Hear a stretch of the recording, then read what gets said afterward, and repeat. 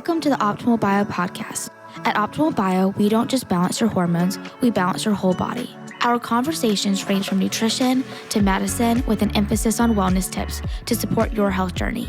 If you like what you hear, find us on the web at optimalbio.com and follow the podcast so you don't miss an episode. Hello, everybody, and welcome to another edition of Optimal Bio's Wellness Podcast. Today we have Mavis Hodges, who is back for an encore performance. We spoke to her a number of months ago after she had joined Optimal Bio, and since then she has been an integral part of Optimal Bio and our growth. She's a wonderful PA, and we're happy to have her back today to talk about women's health, wellness, and other things that I think you'll find very interesting. So, Mavis Hodges, welcome again. Jim, you're so sweet. Who paid you to say that? I think you did. Oh boy, yeah. No, I'm glad to be back. I'm glad to be here, and I'm glad to talk about happy hormones. I'm excited, so I'm looking forward to chatting with you. That's excellent. Yeah. So obviously a lot to cover today, and I'm just going to follow your lead. So, what do you want to talk about first? Okay. Well, this might be the first of several podcasts talking about wellness. So I just want to say we have a wellness program here. And when I think of wellness, I don't just think about diet and nutrition because that's only a small part of it, right? When I think of wellness, I think of full body wellness. I'm talking about not just the food you eat, how well you manage your stress, how physically active you are, and your spiritual and your emotional side. I mean, there's so many parts to what wellness really is. So we're really just touching the tip of the iceberg today, Jim. You know? Well, good. Well, let's start from, let's go back a little bit. And, I think pretty much everybody knows Optimal Bio as a bioidentical hormone replacement practice. And you have started a wellness practice within that service offering. So why don't you explain to everybody what that means? Great question. So you have the foundation, which is happy hormones, right? But there's so much more you can do in conjunction with that to make your hormones happier and more balanced. And that is focusing on your diet and your activity and your stress management. So what we do in the wellness program is, we get your hormones optimal, we get your levels optimal, but we also look at your labs and say, okay, what is the right intermittent fasting schedule for you? Or what is the right diet for you? Or what should you be eating and when should you be eating it? What supplements or nutraceuticals would be beneficial for you? What type of physical activity should you be doing? Let's look at how you're managing your stress, right? So it's a very individualized approach. It's not a one size fits all because wellness is not a one size fits all. You can't just say, here's a plan and it's going to work for you because that's not realistic. That's not how it works. So I'm really excited about the wellness program here because I get to set one-on-one with patients and put together a plan that's just for them, that works for them. And how do you go about doing that? So we start with labs and we start with a very comprehensive questionnaire, which is probably a pain to fill out, but whatever, it's fine. So it asks you medical questions, it goes through your symptoms, it goes through what does your diet typically look like. So we have you fill out like a diet log of what you eat, which is always really fun and kind of awakening for some people because some people don't realize what they're eating until they actually keep track of it and write it down. So a full questionnaire. So a deep dive into the health history and what they're actually doing, and then a lab assessment. And so looking at all of that and sitting down with the patient, I always ask them, the first thing I ask them is, what are your goals? Because everybody has different goals, right? So what are your goals? And I just kind of tailor that to whatever the patient's goals are. Yeah, I think, obviously you've experienced this. We have a lot of patients that come in, their hormones are out of balance.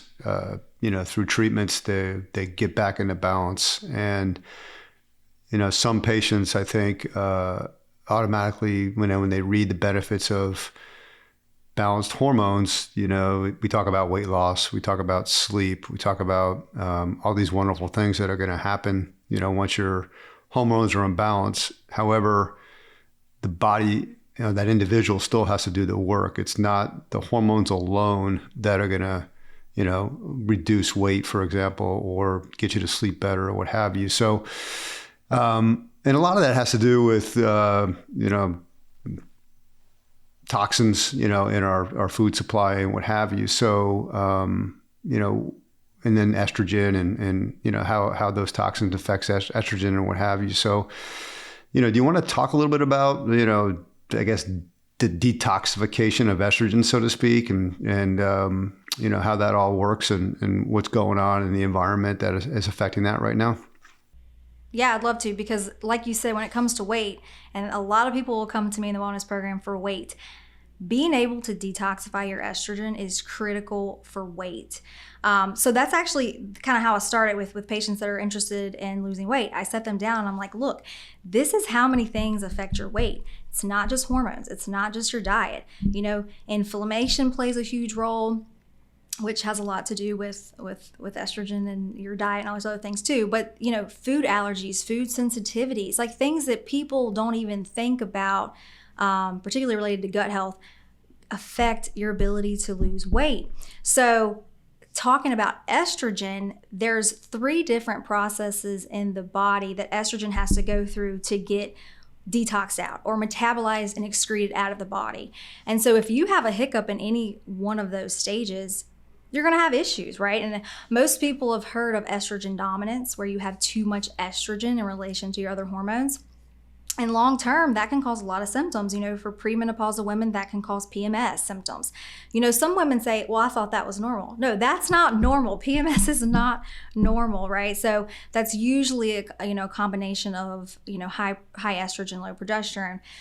But, even as you get older, you're talking about fibroids or even endometriosis or, problems with breast cysts, things, all these things can be a result of high estrogen and your ability to not metabolize them well.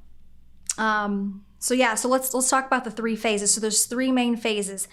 The first 2 phases work primarily in the liver. They're in other places too, but it's primarily in the liver. So this goes back to why it's important to have a healthy liver, why it's important to not drink a lot of alcohol. And like you said, we're being bombarded by all of these environmental toxins that are being filtered through our liver. So our liver is working on overdrive all the time. It doesn't really get a break, unfortunately. So liver health is super important. The first phase, your liver puts estrogen into 3 different pathways, 1 of 3 pathways. So here we call it the good, the bad, and the ugly. Okay, so obviously we want it to go down the good path and not the ugly one or the bad one. We work with our patients here. Diet and supplementation can kind of help with that, but you want to shoot it down the good, safe path, because if it doesn't and it's going down the bad path, these metabolites can build up in our body and they can increase your chances of getting cancer, carcinogenic metabolites, right? So we want to go down the good path. Again, it's all about the liver health and detoxification. So once it decides what path it's going down, then it goes to the second phase, again, in the liver. And at that point, your body is just it's a lot of processes, but it makes it more water soluble so that you can then poop and pee it out. And that's kind of how it gets out of your body, which then leads to the third phase, and in my opinion, the most important phase, and that is the gut. Because if you don't have a healthy microbiome, if the bacteria in your gut is not balanced, if it's not happy, if you're not going to the bathroom 1 to 3 times a day, I say that to patients and they look at me like I have 10 heads. They're like, 1 to 3 times a day? Yeah, that's normal, right? So being able to eliminate it is the final but the most important step. And if you're not doing that properly, you'll definitely suffer the consequences. So let's talk about alcohol for a second. You go to traditional medicine, you go get a physical, and they ask you that question. How many drinks do you have? On average per week. And obviously, the number that they're looking for is anywhere from 0 to 7, right? And is there realistically let's say you're having a drink a night, for 6 days, and then on Saturday you go to a concert and you have, 3 beers. So let's say you have 10 drinks during the week. Is that any better for you than, let's say, having no drinks for 6 days and on the 7th day you end up having 10 drinks? So kind of walk us through the the alcohol and how it metabolizes. And, some doctors out there will tell you, hey, have a glass of wine a night. It's great for your heart, right? So, if you're going to do that, then that's 7 drinks right there. So kind of talk about that a little bit. Yeah, so that's a great question, because I've had patients, in my past that were your binge drinkers on the weekends, right? You think about college students. They don't drink all week, but then in the weekends, going heavy, Friday, Saturday, or binge drinking. I've had 40-year-old patients that were in full-blown cirrhosis of the liver simply from just binge drinking on the weekends. So binge drinking is not good, but neither is drinking 2 to 4 a day, whatever that looks like, right? Because it's your liver only has a certain capacity, right? And we were just saying it's being bombarded by the environment, every medication that we take, the air we're breathing, all these things. So as a female, technically, you can only, your liver really only can handle 1 serving a day. But what does 1 serving look like? Okay, because I'm guilty. My wine glasses is not a serving, okay? It's just not, and that's just whatever. So a serving would be like 5 ounces of wine. But who drinks just 5 ounces of wine? I don't, so anyway. But, it's fine. No, so as a female, you really, 1 is the limit per day, 7 per week. And for a male, it's 2 per day, 14 in a week. But regardless of how you're doing, or even if you're just binge drinking 3 to 12 in a setting, I've heard crazy numbers, people telling me how many beers they can drink in one setting. Both of them are harmful. And when it comes to hormones, we really have to take care of the liver. So you may have answered the question earlier or alluded to it, but I'm curious. Why are men able to handle 14 drinks a week and a female is only able to handle 7? It's probably the only thing they're better at women at doing. Fair enough, but let's go down that road for a second. I think that has a lot. I think that has a lot to do with body weight and it has a lot to do with the body weight and the water composition of the body and things like that. Yeah. Okay, so yeah. I'm going to keep harping on this for a second. So if there's a 125-pound male and there's a... Are you making me do math? Hold on. And there's a 175-pound female, are you still saying that the female should have 7 and the male can have 14, or is it now reversed because of size? No. It has to do with the woman's stomach and how the alcohol is absorbed into the bloodstream. And then it has to do with the serum concentration in the bloodstream. So it's more of a physiological thing, not necessarily just a weight thing. Okay. All right. Talk about the toxins and how that affects estrogen. Oh, well, let's talk about plastic. Because here, if you can see my water bottle here, it's not plastic.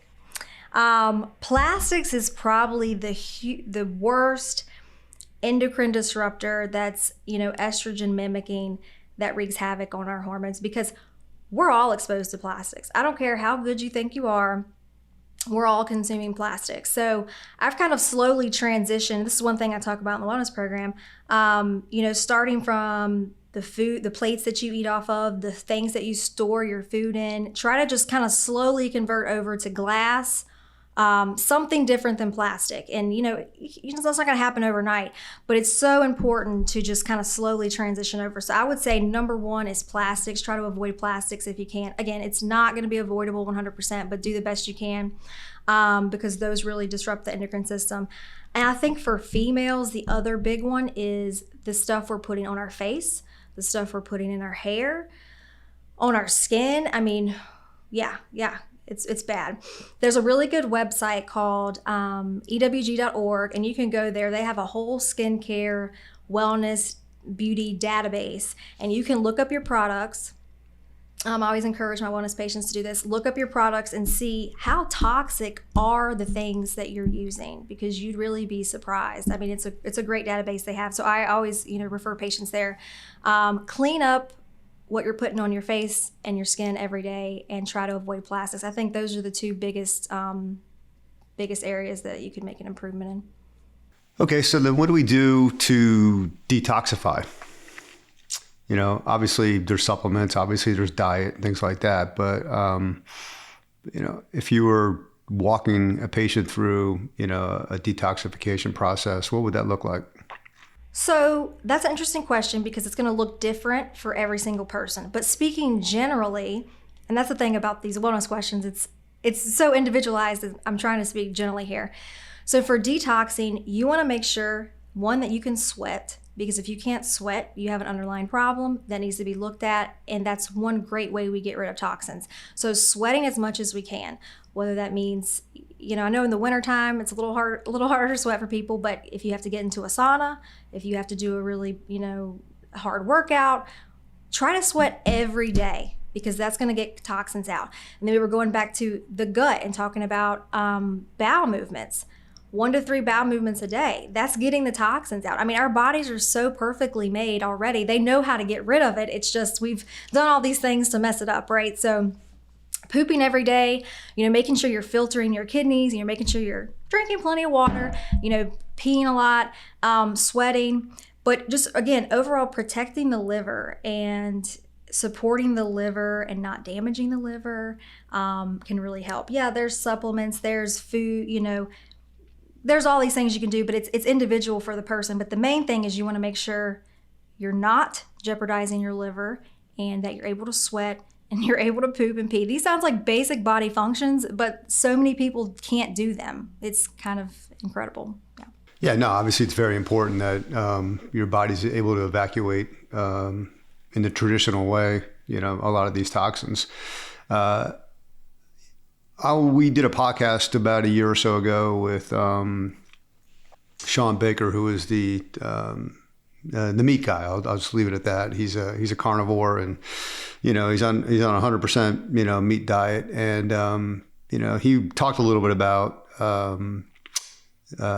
poop and the fact that before he went on this diet, he was pooping frequently, but they were, I guess you could say, not ideal poops. And, he's doing it less now, but it's better, right? So, there. Yeah, that doesn't surprise me. Less. Yeah. So is there such thing as, if you're not diarrhea per se, but if you're pooping too much, I mean, that could potentially be a problem as well, because your gut's not processing the food the right way.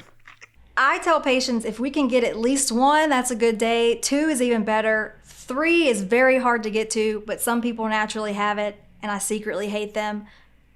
But that's okay. I think 1 to 2 is a really good goal. Yeah. But I mean, speaking about diet and bowel movements, like you said, everybody's different, right? So carnivore diet might be great for one person, it might be terrible for another person, right? So, and everybody's microbiome is so different. Lifestyle is so different, genetics are so different. You really can't do a one-size-fits-all for diet, which is why I love this job so much. It's like an art. Yeah, I mean, and there's obviously patients that come in and they seem like they're doing all the right things. They're sauning, they're sweating, they're running, they're exercising. They're trying to eat as organic and as healthy as possible, and they're just not shedding any weight, and and then you talk more about, then you start looking more into the inflammatory issues that may be going on, within the body that are potentially blocking certain things. Yeah, for sure. Inflammation is a huge one. Inflammation, gut, and hormones, those are probably the 3 main areas to look at if someone's still having issues with shedding the weight. Mm-hmm. So with that, phytonutrients help that, correct? Yeah. So phytonutrients are compounds from plants. Okay. The one reason why I love plants. They're compounds in plants that have lots of good properties. Okay. We're talking about anti-cancer properties, helps the vasculature, helps our immune system, inflammation specifically. So there's so many things in plants that are so good for us, right? So, and that helps decrease inflammation, like I said. So like you were saying, inflammation, people don't think about that as being a cause of weight gain or a cause of not being able to lose weight, but it is. And primarily, usually starts in the gut. Most things do. So decreasing inflammation and increasing those compounds that are in plants that are good for us to help fight that will help across the board. But again, that looks different for every person. But you've probably heard of like an anti-inflammatory diet, right? Mm-hmm. Like, what does that even mean? Like, go on an anti-inflammatory diet. What does that even mean? I don't know, right? So one of the things I do talk with patients is focusing on the right foods to decrease inflammation. And omega-3 fatty acids are also really good at decreasing inflammation, whether you're getting that from food sources, wild caught cold water fish, flax, chia seeds, walnuts, whatever it is, or you're supplementing. And I find that most people do need a supplement just because in the standard American diet, we're eating so much processed, vegetable oils and grains and all this stuff. We're getting all these omega-6s. We're not getting enough omega-3s. So I find most people have to supplement with that. But really, you want to drive down that inflammation.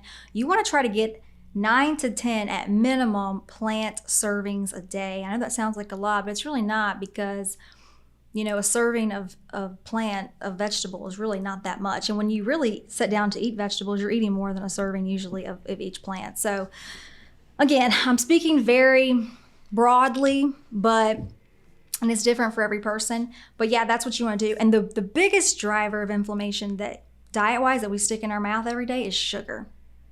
Oh, sugar. That one is the worst.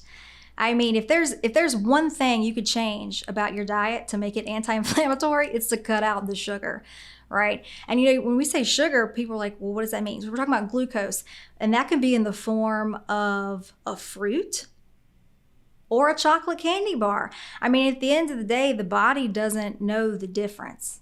A glucose molecule and a fructose molecule, that's the same, right? So, well, not technically, but the body doesn't know whether it's coming from an apple or a highly processed, piece of whatever some man created somewhere. So cutting out the sugar is going to help decrease the inflammation, and increasing your omega-3s is going to help decrease that inflammation as well. So I have a friend of mine who's gluten-free and, and dairy-free actually too. So, a lot of the gluten or the non-dairy products are loaded with those seed oils. And so, I was kind of wondering, are you better off eating a, organic piece of bread, or are you better off eating the processed, loaded with seed oil, gluten-free, piece of bread, for example? How do you handle that with a patient? Yeah. So the interesting thing about gluten-free products, if it's a good quality, they tend to be more expensive. That's the biggest thing I hear patients say is it's so expensive to eat this way. But if you just get off the bread for 1 second and think about eating food the way it was intended originally, whether that's growing from a plant or, in its wholest form, closest to its wholest form as possible. We want to avoid processed stuff altogether, right? I mean, I know in a perfect world, that's another story. But so if you think about it, eating you want to avoid the seed oils, that's for sure. But a lot of the gluten-free products are not healthy. Like you just said, I mean, if you look at the ingredients, you look at the label, they're not healthy. So like I'm gluten-free, so what do I eat? I eat meat, I eat beans, I eat nuts, I eat seeds, and I eat vegetables, and I eat fruits. That's what I eat. There's so much to choose from just from those. And I mean, it does sound limited if you're used to, eating that sandwich or eating that. Now, there are some good breads, if you're, thinking about bread, if you want to substitute every once in a while. But again, it's not something that, you don't need a sandwich necessarily every day, You just don't. Yeah, and I have another friend of mine who's gluten-free also, and he practices not substituting. So to your point, if bread has gluten in it, he's just not going to eat bread anymore. He's not going to try to sub it out. That seems to have worked for him, whereas the other person I was describing before, still wants to, have the taste, I guess, the feel, the look of the bread and or other products. So he's subbing it out. And I envy either of them. I mean, it's a tough thing to do. Yeah, it is. It was a process. It took me a really long time to grasp the gluten-free lifestyle. It took a while.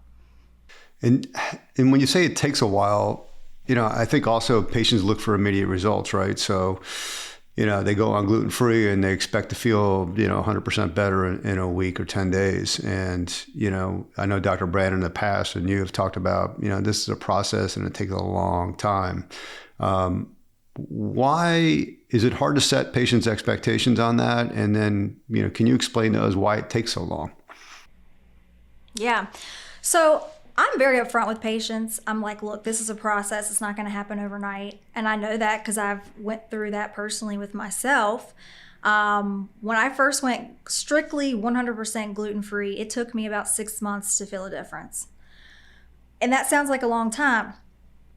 And it can be if you're waiting for something. And I think most people just generally, they want convenience, right? They want something that's going to be a quick fix. They want to be able to just live the life that the way they used to, eat the foods they want to eat and feel better, which is reality. It's just not how it works. So I set the expectation very clearly, and I'm like, look, this is going to take a really long time. Why does it take a long time? So gluten causes inflammation in the gut lining, okay? But there's different immune responses. So there's an allergy response, and then there's what we call like a sensitivity response. And these produce different proteins in our immune system. And so that's why it can take so long. So let's say, for example, you have an allergy to gluten. If you cut that out, you're going to notice resolution of your symptoms a lot quicker because it's a different molecule that we're working with. But if, let's say, you have a sensitivity to gluten, that's me. That's why it took longer for me, because in order for those antibodies to get out of the body and clear out, it takes a really long time. So it's not something that just happens in a week and they're gone. I mean, these antibodies can be in your system for a long time. So anybody that's doing an elimination diet or taking anything out of their diet, you have to do it for a significant amount of time before you're going to notice anything. And people do get frustrated with that and kind of give up, but it works if you do it. Back to sugar. What are some of the hidden sugars that, people think they're still ingesting, but they think they're actually sugar-free? There's so many hidden sugars. I would say the most damaging one would be the high fructose corn syrup, okay? So there's lots of different names for all these, but if you're looking for one to really avoid, high fructose corn syrup or corn syrup solids, or it'll be in different words. But there's probably like 20 different words that mean bad sugar. Okay. But I would say if you're reading labels, and you can easily Google them and take the list to the grocery store. I'm that person in the grocery store pulling out everything and reading every label, and people think I'm crazy, but it's fine. But that's how you learn, okay? When I first started learning, that's what I had to do. But yeah, if you see corn syrup solids, corn syrup, high fructose corn syrup, please avoid like the plague. They're very detrimental to your liver. And in fact, speaking of liver, it's actually the leading cause of liver cirrhosis is high fructose corn syrup, not alcohol. What about the substitute sugars that we see in Coke Zero, for example, and Diet Coke and other products? A lot of people say stevia, for example, or if I'm pronouncing it the right way, it's an all natural. It's a plant, and that's obviously a substitute for sugar. But sugar also is a plant as well. So speak to those products as well. Yeah. There are a lot of different sugar substitutes. I think the most newest one that came out was allulose, which I haven't tried that one. I personally don't react to them well. Like the sugar alcohols I don't do well with. The sucralose, the Splenda, oh my God, yeah, those are bad. Actually, we know and studies show they affect the microbiome. Okay, again, going back to the bacteria in our gut, these things, some studies say it spikes our insulin, very similar to glucose. Some say that they don't. At the end of the day, we know they affect our microbiome, which is not good because what does bacteria in our microbiome do? It controls everything, how we metabolize things. It affects our neurotransmitters, our mood, literally everything.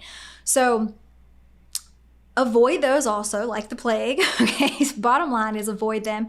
They can cause headaches. They can cause upset stomach.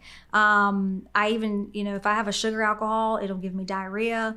So I don't do well with them. And I would say majority of people don't, but some do. And that's kind of the scary thing, is when people don't have an immediate reaction from them, they think it's okay and they keep consuming them. And that's not good. I do pretty good with stevia. I actually grow stevia plants in my backyard. They're very pretty plants if you're into that type of thing. And stevia is very sweet. It's very, very sweet. Yeah. So I'm a fan of stevia. Sugar is a plant, comes from sugarcane, obviously. And, is that caloric the same way that stevia would be caloric? Apparently not. Because you can fast with stevia. Well, that's something I'm going to have to Google on the side. And I still get the same benefits from fasting. I don't feel any different. So yeah, I'm a fan of that. But you gotta be careful with stevia, because a lot of the products that say stevia on them, if you look at the back of the ingredients, they've added other stuff into it. I don't know if you've ever noticed that. So it won't just be stevia. Yeah, I mean, my rule of thumb, and we've talked about this in the podcast before, is if there's more than 3 ingredients, I'm not going to buy it. Oh, is that your rule? That's a good rule. And I have to know what all 3 ingredients are. If I have no idea what they are, then I'm not going to buy it either. That's a good rule. Yeah. And if you can't pronounce it and you don't know what it is, it's probably not a good rule. So let's talk about macronutrients. What are they? First and foremost. Okay. So macronutrients, these are your carbs, your proteins, and your fats. So I'll give some examples. So carbohydrates all break down to glucose, going back to sugar. That's what we're talking about. They're good because they provide you with energy, fast, quick energy. And we need them for hormones. We do need them. Do we need them in the excessive amount that the standard American diet provides them? No, we don't. But we do need carbs, okay? And so there's a lot of controversy about that, is do we need carbs, do we not? We do need carbs, but again, we don't need them in excess, right? So small amounts. And again, that depends on the person. It depends on the sex of the person, where they are in their life cycle, whether they're trying to get pregnant, all these things. So, but yeah, so carbs are super important. They get a bad rap, but they do good things too. You just got to be careful about the carbs that you're eating. You want, again, go back to whole foods. If you can find a food in its closest whole form, it's probably the best. If it has more than 3 ingredients, probably not a good carb. So what are carbs? Carbs are vegetables. Carbs are fruits. You can get your, grains or carbs and legumes and things like that. Some people can tolerate grains and legumes, some people can't, but most people are safe with most fruits and vegetables as far as getting your carbs. The other macronutrients are fat and protein. And all of these are critical for hormones, okay? And so that's a lot of the stuff I talk about in the wellness program, is because you need all 3 of these to make happy hormones. So fats specifically, fats make such happy hormones. Fat is so important. Most of our brain is fat. Fat is in every single cell of our body. Fats protect our organs. Fats make hormones. All of our hormones are created from the cholesterol molecule. I just don't know how much more important it can get here. We can't even absorb vitamin D if we don't have enough fat. So it's very important. But again, it all comes back to high quality. So high quality fats, what does that look like, right?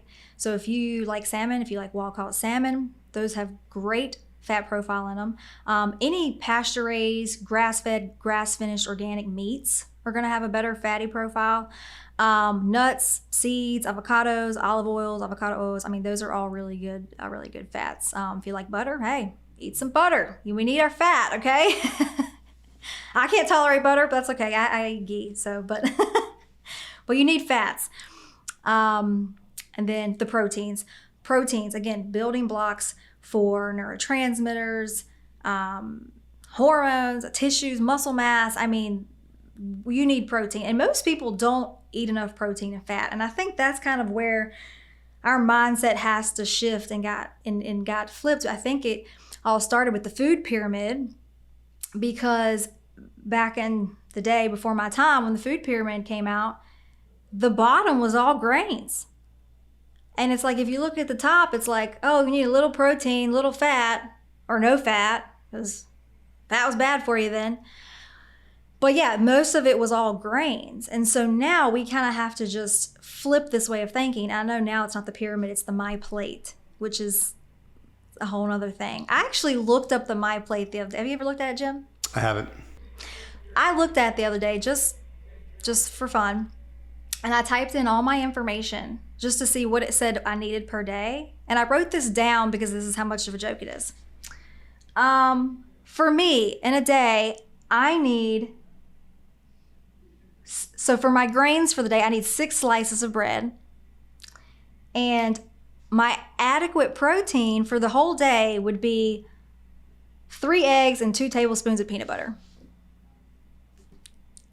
What? And so even though it's not in the shape of a pyramid, it's in the shape of a plate, it still doesn't make much sense, right? So why am I saying that? Because protein and fat is so important. And we've kind of just done the exact opposite, and we've seen the repercussions of that because we have PCOS, we have obesity, we have heart disease, we have, oh my God, the list just goes on, right? So really trying to flip the way of thinking and focusing on, particularly as women, if we're trying to get pregnant, getting enough protein, getting enough fat so that we're making enough hormones so that our hormones can be happy and we can be balanced and regulated, and not eating so many dang grains and carbs. Yeah. So. And unfortunately, this has been going on since the 60s, and probably the entire medical profession knows that this is not right, but it still continues to, be, if you're in the hospital, that's what you're getting on your tray of food. If you're going to school, that's what the kids are eating. And it's a ticket, to an unhealthy lifestyle, unfortunately. Back to the liver real quick. With a high fat diet, obviously a high fat natural diet, meats, as you said earlier, and avocado and what have you. Does the liver have a problem processing fat? No, it has a problem processing carbs. What makes fat in the liver? Carbs. Carbs. Too much carbs and too much sugar goes directly to the liver and gets stored as fat. Did you know that? I did not. Just goes straight to the liver. And this is why high fructose corn syrup, the highly processed sugar I was talking about earlier, that's why it can cause liver cirrhosis, because it just, it's too much for the liver. But yeah, so, if you're getting a lot of your calories from fat and protein and the appropriate amount of carbs, you're fine. But if you're pumping in carbs and sugar and your body's using it, but then it doesn't need any extra, it goes straight to the liver and then it gets stored as fat. That's what happens. Yeah, I also think the caloric quantity of a typical American plate, compared to other countries is, almost double the size. And case in point, last week I was in Scotland for, 4 or 5 days. And, when you go to a restaurant, you're getting a protein, you're getting a vegetable, and you're getting a small carb. And, as I'm eating every single night, I'm thinking to myself, man, in the U.S. in most restaurants, I'd be getting almost double, the portion, at this point. And so there is something to be said for, not only, making sure you're eating the right foods, but you don't need to overeat, those foods as well. Right. Yeah. Yeah. I think in the American lifestyle, we overeat because most of us are in a hurry all the time. We don't know how to just sit and breathe for 2 seconds. We're always on the go. It's always more, this. We don't really, I don't want to say appreciate, but we don't really put time into just sitting and actually relaxing and eating. And that's so important. It's another thing I talk about with my wellness patients, because if you're in a sympathetic drive, fight, flight, you're not absorbing nutrients because your gut's not resting, right? So if we're on the go, stressed out, it's best not to eat because that's actually stressing your gut out more. So I think there's lots of cultural aspects to that too, but it's not just the serving size, it's just also how we are being mindful about how we eat and how fast we do it. We're not slowing down. We're not being in parasympathetic, calm, relaxed state when we eat. We're not able to absorb nutrients well, and the cycle continues. on that point, let's talk a little bit about the smoothie world, right? Because those foods, those drinks are designed to maximize your nutritional intake very quickly. And quite frankly, most of us that drink smoothies every once in a while, we're going to drink them standing up. We're not, sitting down and, sipping a tablespoon of drink every few minutes and letting it absorb into our body. We're sucking it down and we're moving on, right? And thinking that, I just got all these nutrients and I'm good to go. So I've obviously done some research on this, and there's one school of thought that says that because the body isn't receiving the food in a solid form where it's broken down by chewing with saliva and then it's swallowed and digested, it's literally bypassing that first process and going right into the stomach, that there's no way in the world the body can absorb all those nutrients. And in fact, you're just throwing money away, so to speak. What are your thoughts on that? Yeah. So again, I do see, and I do partially agree with that, because you think about it, if you're preparing a meal or you're catching a meal or whatever you're doing, it depends on what area you're in. Your brain has already started to prepare your GI system to get ready, right? So, if you're cooking up something, your digestive enzymes are starting to go because your brain, you see it, you smell it, and your gut's like, okay, we gotta get the gut ready, we gotta get these digestive enzymes ready, we gotta get the hydrochloric acid, all these things. And so you kind of have time to prepare for that. And so then when the food does come, it can be broken down easier, it can be digested easier. So yeah, to your point, if you're making a smoothie and you're just running in, getting a smoothie, getting a juice, is your body doing that to its fullest capacity? Probably, definitely not. The other thing I have a problem with juices about is because a lot of the juices has been stripped of the fiber because the peels are taken off. And so like if her carrot, for example, the outs part of the carrot is like the healthiest part of the carrot because it's got the fibrous tissue. And the fiber is really important because that's going to buffer the glucose and the sugar, and it's going to help your insulin not spike. So juices are interesting because most juice is just a bunch of just sugar. I mean, yeah, are you getting like other, antioxidants, things like that, vitamins, minerals? Yeah, but to your point, are you even absorbing them? Maybe not as much as you could. And then, I mean, the thing with the smoothies, though, the smoothies I think are better because at least you're getting the fiber in the smoothie, right? Yeah, you're getting the sugar rush, but you're getting the fiber with it, and hopefully you put some protein and good fat in that smoothie because, you want to balance it just like you would a meal.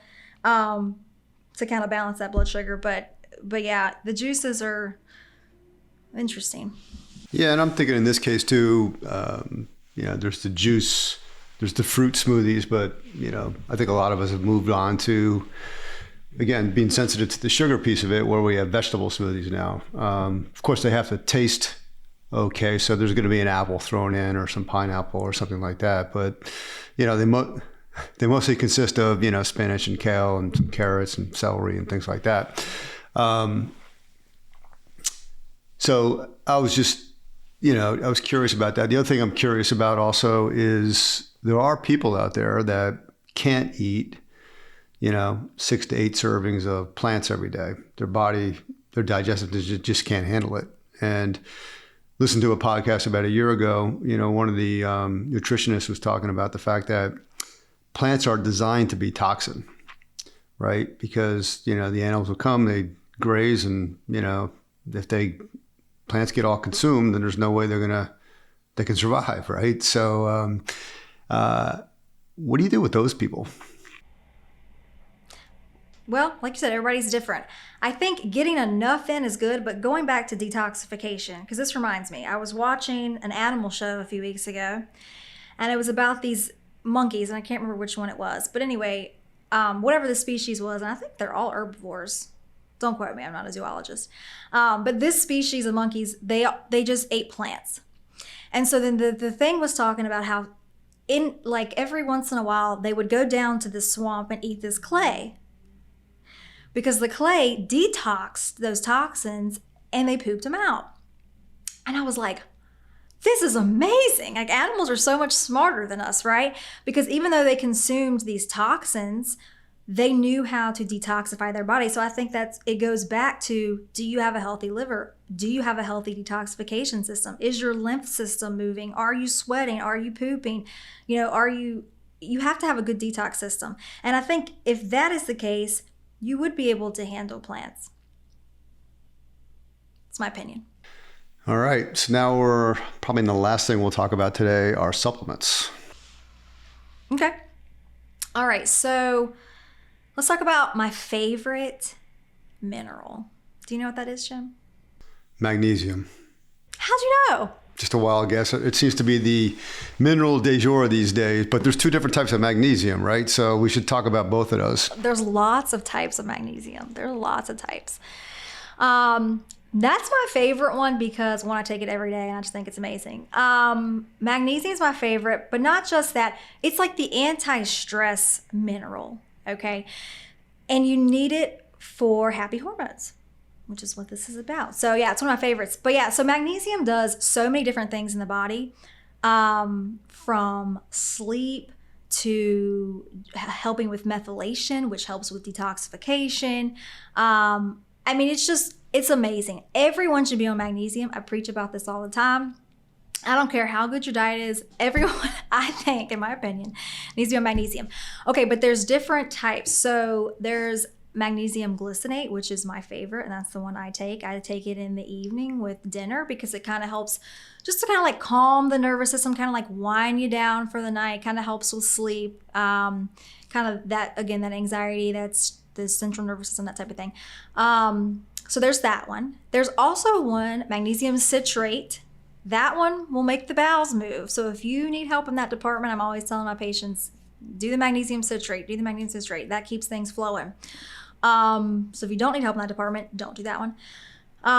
The other favorite one of mine is the magnesium threonate. So that one actually has been shown to cross the blood-brain barrier and is supposed to help with sleep more than the glycinate, although from my experience with patients, the glycinate works just as good.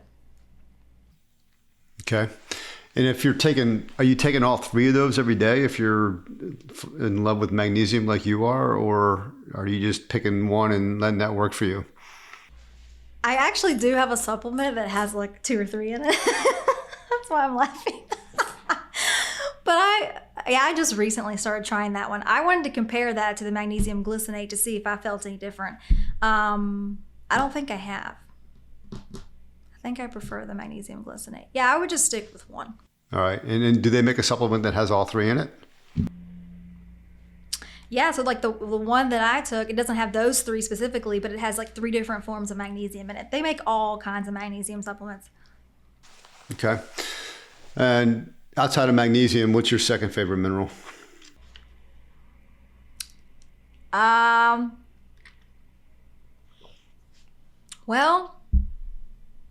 I don't know. I don't have a second favorite. But I will say, going back to kind of the magnesium and the electrolytes, sodium, which, has also gotten a bad rep, or salt has gotten a bad rep, so important. The mineral balance for hormones is so important. We need salt, okay? People, I know it's been a whole thing. We don't need salt. We do need salt. We need salt. We need magnesium. We need chloride. We need potassium. Those electrolytes, those minerals, they will help us, okay? So a lot of the times I'll tell patients, if they're doing intermittent fasting, to just sprinkle in some electrolytes with magnesium, sprinkle some electrolytes, because that helps you get through your fast.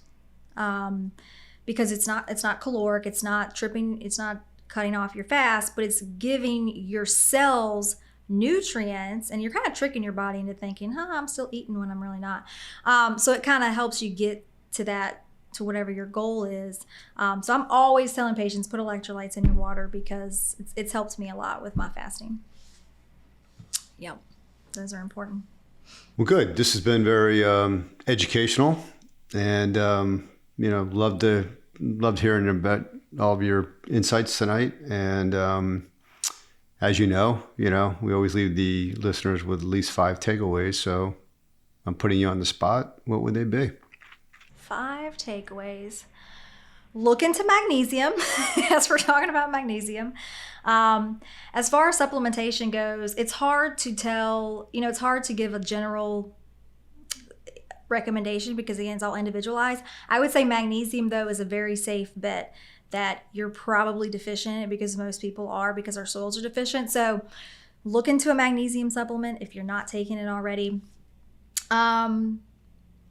Second takeaway would be try cutting out sugar. I just recently cut out sugar for 2 weeks. And when I mean that, I didn't mean I didn't even have a piece of fruit for 2 weeks straight, because I just wanted to see what would happen. I want to encourage everyone listening to this to also try that. It'll be worth it. Trust me. Well, so let's talk about that for a second. So what did happen? Yeah. Oh, what did happen? The first few days I hated myself. Well, after the first 2 days, what happened? But just it's very hard mentally to do that. I mean, the first 2, 3, 4 days, I was just like mentally and even physically, I kind of felt sick. Kind of felt like a mild flu. And I know that sounds so crazy, but I just cut it cold turkey. Yeah, I didn't feel good for a few days, but when I hit about day 4.5, day 5, I just had this it was just like this shift in the body. And I know it was the energy shift because my body was then now learning how to use primarily fats and proteins, so kind of like a ketosis situation, right? So during that time, I got a surge of energy that Sunday. I'll never forget it. Got a surge of energy, and then I had some mental clarity, so I had decreased brain fog, which was great. And then I started sleeping better. I mean, just from cutting out sugar. I know this sounds so crazy, but sugar is addicting, and we're not supposed to be consuming sugar in the amounts that we generally are. That's all I can say. So yeah, I did that for 2 weeks, and I did add back in a little bit of honey, but I'm still going strong with just my stevia. Doing good. And when you say when you cut out sugar for 14 days, did you also cut back on? Did you go alcohol free during that time? Because a lot of those drinks. I was alcohol free. Okay, all right. Yeah. Mm-hmm. Yep. No alcohol, no sugar. Got it. All right, so that's great. So one of your takeaways is reduce or get rid of sugar. Yeah, so get a few more to go. I forgot what my first one was already. Magnesium and cut out sugar. All right, 3, and I said this on my last one, but I'm going to say it again because I had a patient recently encourage me to do this again. So if you can, watch the sunrise and watch the sunset every day. Okay, that's my 3rd one. Why? Because when you jumpstart your hormones in the morning, it's because of the sunrise, right? The sunrise and the sun setting. That plays a role in how our brain and our hormones work. So it kind of helps regulate things. 4th takeaway, drink plenty of water and hydrate. So our bodies need water just as much as they need fat and everything else we talked about. So make sure you're drinking plenty of water. Try to get half your body weight in ounces. And last takeaway, just have fun every day. Do something every day that just makes you happy. So when you're working, what do you do that makes you happy? I love my job. I love talking to people. Okay, literally, I could just talk all day. In fact, they told me the other day that I was going to win the superlative for the most talkative provider because I love to talk so much. So. Fantastic. Well, Mavis, thank you. This has been great, and look forward to having you on again soon. Good luck with the wellness program at Optimal Bio, and for those interested, you know where to find her. Thanks, Jim. Thanks, and have a great day.